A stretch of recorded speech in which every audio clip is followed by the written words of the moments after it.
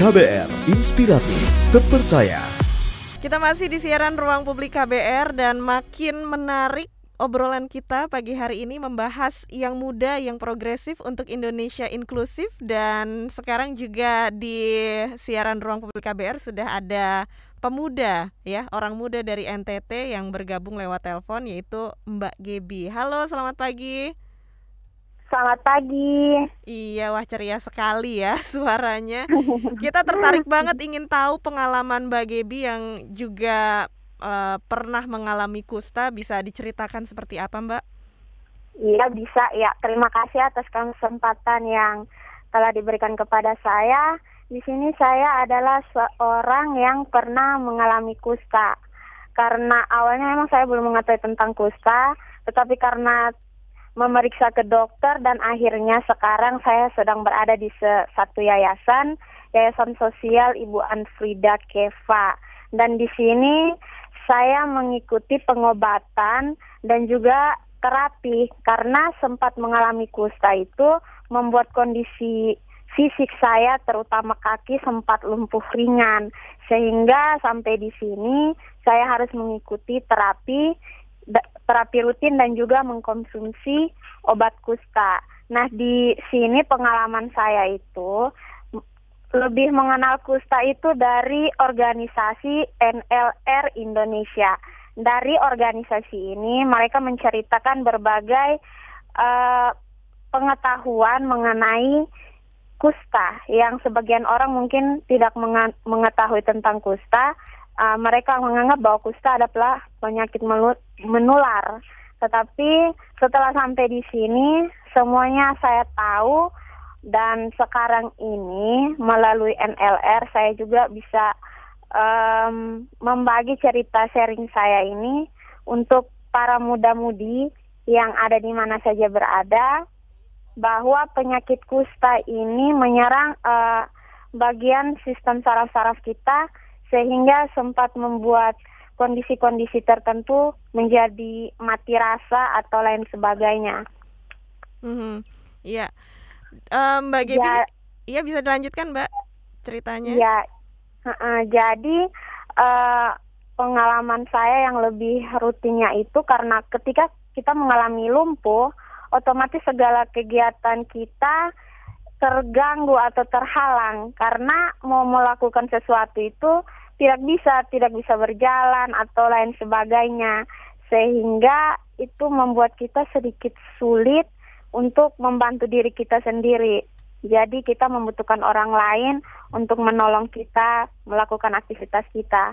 Tetapi setelah pengalaman yang saya rasakan setelah mengikuti kegiatan terapi di Yayasan Sosial Ibu Anfrida, sekarang ini saya sudah bisa berjalan dan melakukan aktivitas-aktivitas saya seperti biasa.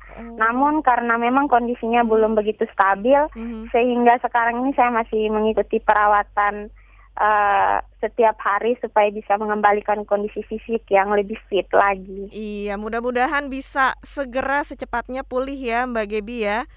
Ya, terima kasih. Iya. Untuk itu saya juga mau berterima kasih banyak banget untuk NLR, karena dengan saya bergabung dengan organisasi NLR ini, saya tahu loh bahwa orang-orang muda yang mengalami kusta itu jangan putus asa karena walaupun kita ini kusta, tetapi masih ada kesempatan loh untuk orang-orang muda untuk membangun semangat untuk mulai berpotensi mengembangkan bakat atau minatnya. Kalau saya sendiri sih karena sempat mengalami lumpuh sehingga sempat putus asa loh. Kalau lumpuh berarti nggak bisa dong kerja ini itu. Tetapi karena NLR membuka wawasan, akhirnya di Yayasan Sosial ini saya belajar untuk menenun, setidaknya menggunakan tangan gitu. Kan kalau kaki mati tangan bisa digunakan gitu. Wah, luar biasa Kakak Gebi di Ya, NTT. Ini saya bisa rasakan semangat dan optimisme dari suaranya Kak Gebi ya. Dan kita doakan juga untuk segera pulih dan juga perawatan yang dijalani sekarang ini bisa segera secepatnya membuat kondisi tubuh jadi lebih baik juga. Terima kasih ya Kakak Gebi. ya, terima kasih juga. Iya. Wah, ini saya senang sekali ya mendengar apa yang dialami Kakak Gebi, apa yang jadi kesaksiannya gitu ya setelah mendapat perawatan dan juga dapat pendampingan dari NLR. Nah, Mbak Widya, ini bisa ditanggapi juga atas apa yang tadi diceritakan oleh Gebi. Ya, terima kasih. Terima kasih Gebi, luar biasa, selalu semangat. Ini yang real yang kita lakukan, seperti halnya kepada Gebi, baik itu dilakukan oleh NLR sendiri ataupun melalui mitra kami, mitra di wilayah, baik itu dengan dinas kesehatan dan juga puskesmas maupun dan juga rumah sakit tentu saja, maupun dengan organisasi di wilayah. Jadi kita bekerja untuk mengidentifikasi penemuan kasus, kemudian penanganan kustanya sendiri, dan juga pendampingan mereka untuk mereka benar-benar bisa beraktualisasi diri, menerima dirinya dengan kondisinya, dan kemudian membuka diri juga untuk bisa beraktualisasi dengan dimanapun dia berada, gitu kan. Nah, itu yang kami lakukan dari yang kita sebut sebagai pendekatan twin track gitu kan, jalur ganda. Jadi pendampingan aspek individunya tetap harus dilakukan dalam hal ini kebutuhan untuk kesehatannya, maupun pengaruh utamaannya dia dengan lingkungannya, dengan masyarakat, dengan keluarganya, dengan teman-temannya, seperti itu kurang lebih. Iya. Jadi ini dua aspek yang harus, nggak bisa ini duluan pengobatan duluan, nggak bisa, karena kita bicara dengan manusia, artinya kita bekerja dengan manusia. Jadi segala aspek, seluruh aspek itu harus dikerjakan bareng, nggak bisa satu duluan gitu. Betul. Ya, saya bacakan juga komentar dari live chat YouTube, ada Isnaini Komarudin. Semoga banyak Gebi lain yang terbantu oleh NLR sehingga bisa memberikan andil untuk perkembangan dirinya dan lingkungan sekitar. Amin ya, mudah-mudahan. Dan dari Priyani Kurniasari, inspiratif sekali Kak Gebi katanya. Oke, nah sekarang kita juga beri kesempatan kepada penelpon berikutnya yang sudah bergabung di 0800 245 7893. Ada Patra di Jakarta. Halo, selamat pagi. Apa yang mau ditanyakan nih Patra? Selamat pagi Mbak. Ya. Ya, saya ingin bertanya, apakah ada pelatihan khusus untuk orang disabilitas yang bekerja di NLR Indonesia maupun di Botanina? Kalau ada, pelatihan seperti apa yang dilakukan di sana? Seperti itu. Oke, baik, terima kasih Patra di Jakarta. Ya, mungkin dari Mbak Tina mau menceritakan juga apakah ada pelatihan dan pengalamannya dalam bekerja dengan orang-orang dengan disabilitas. Oke, kalau untuk karyawan saya yang full time, itu sebenarnya kalau pelatihannya sih nggak ada, karena kalau dia kan low vision ya, jadi ini lebih ke kita adaptasi aja gitu ya, kekurangan dia itu apa, jadi kita kasih fasilitas yang bisa memudahkan dia membaca terutama gitu ya, karena kalau low vision kan paling kerasa ganggu di kerjaan itu ketika membaca formula produk gitu ya, misalnya atau jadwal produksi.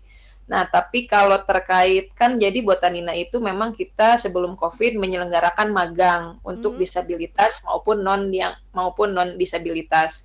Kalau pelatihan yang kita kasih, jadi biasanya setiap anak itu kan datang ke kita membawa background masing-masing gitu ya, skill-nya seperti apa, lalu kita assess dari sana, lalu kita bikinkan semacam project buat dia. Jadi intinya tuh kita pengen dia bisa mengaplikasikan skill yang dia punya, lalu kita cek apakah udah siap pakai sesuai kebutuhan dunia kerja atau belum. Misalnya kayak kemarin untuk yang tuli kan biasanya mereka skill-nya itu biasanya jago gambar gitu ya.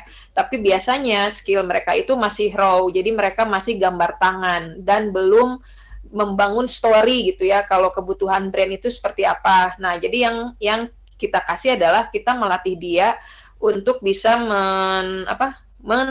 men-convert dari gambar tangan dia menjadi dia punya skill digital. Jadi dia lihat tuh prosesnya sampai siap untuk diproduksi di vendor.